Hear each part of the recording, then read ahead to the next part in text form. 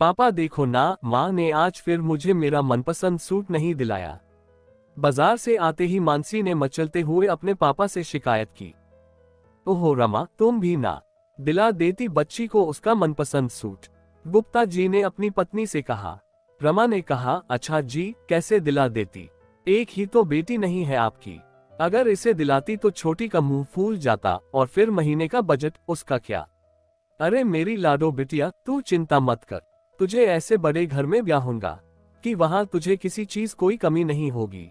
राज करेगी मेरी बिटिया रानी। गुप्ता जी ने मानसी के लाड लड़ाते हुए कहा। किसी बड़े घर में ब्याहने का सपना लेकर ही मानसी बड़ी हुई थी। सुंदर और सुगढ़ तो वो थी ही। अच्छे अच्छे घर से उसके लिए रिश्ते आने लगे। एक दिन जब पास शहर के अच्छे बड़े घर से रिश्ता आया तो गुप्ता जी को लगा कि उनकी तलाश पूरी हो गई। लड़के वालों की बस यही डिमांड थी कि बारात की खातिरदारी अच्छे से होनी चाहिए।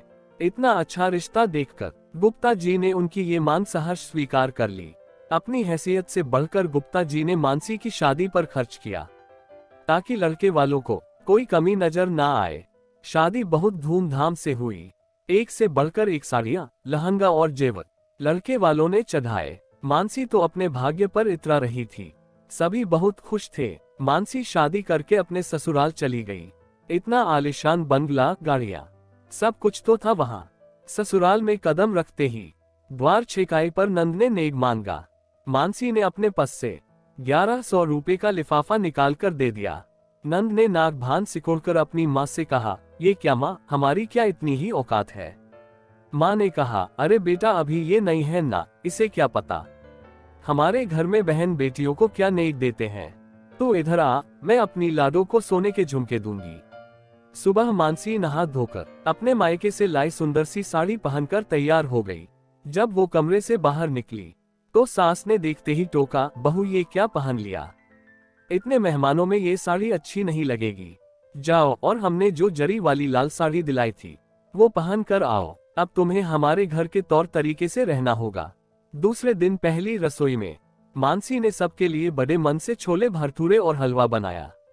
डाइनिंग टेबल पर बैठते ही सब बातें बनाने लग गए।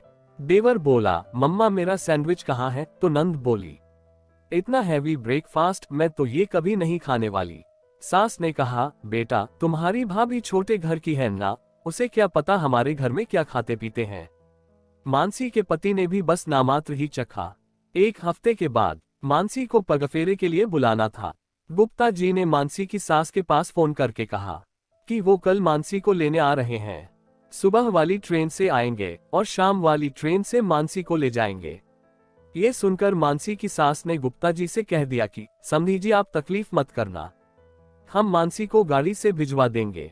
बात करने के बाद मानसी की सास ने मानसी से कहा, सुनो बहू, इस बार तो हम तुम्हें गाड़ी से भिजवा देंगे, लेकिन अपने पापा से कह देना कि अगर तुम्हें ले जाना हो तो गाड़ी लेकर आ जाएं।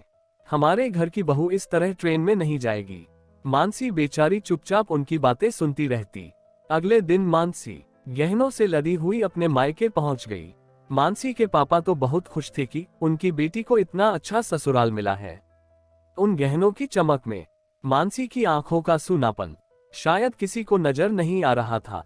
छोटी बहन ने भी उसे छेड़ते हुए कहा, वाह दीदी, आपके तो मजे हैं, इतना ठाट बाट। गुप्ता जी ने कहा, अरे तू क्यों चिंता करती है, तेरे लिए भी ऐसा ही ससुराल ढूंढूंगा। मानसी फीकी सी हंसी हंसकर रह गई। अगले दिन दामाद बाबू मानसी को लेने आ गए। खूब खातिरदारी की गई उनकी। जाते समय गुप्ता जी ने दामाद से कहा, दामाद बाबू, अगर कोई अच्छा रिश्ता हो तो हमारी छोटी बिटिया के लिए भी बताना। ये सुनकर मानसी ने अपने आंसू छिपाते हुए कहा, पापा अगर हो सके तो अपनी दूसरी बेटी को बड़े घर में नहीं, बराबरी के घर में ब्याहना, जिससे उसे और उसके परिवार को बराबरी का सम्मान मिल सके।